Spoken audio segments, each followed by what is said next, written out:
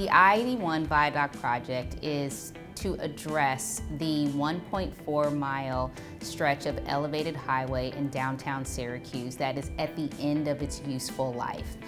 It's also, it doesn't conform to highway standards anymore. So we need to take the viaduct down and replace it. And so what we have determined to do is we're going to bring it to street level and introduce new access points from different ways around the city to create what's called a community grid of streets. The I-81 Viaduct Project is a $2.25 billion project where 80% of the funding from the project is coming from the federal government and 20% of the funding is coming from New York State. Not only are we going to have modern infrastructure in the area, but with the contractors who are coming in and working, they're spreading money around into the economy as well. The I-81 Viaduct Project is structured in 8 different contracts. And so far already, we have 4 of those contracts in construction. With the 4, if you add the cost of all 4 of those contracts, we're already managing nearly $1.3 billion of construction happening in and around Syracuse right now, with over $200 million of construction complete already.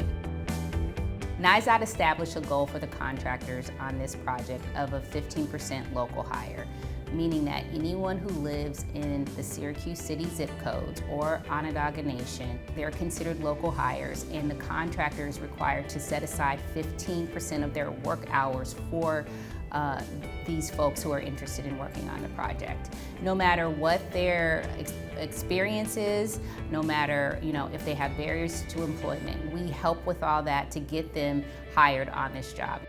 We have already seen how the I-81 Viaduct Project has had an effect on housing in the city of Syracuse.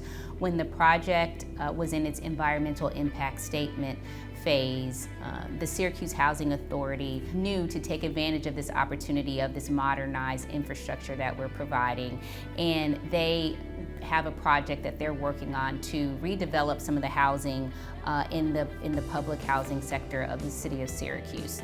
When I-81 was built back in the 1960s, it ran right through a very prominent, thriving Black and Jewish community. At the time, in order to build the highway, people had to be displaced from their homes.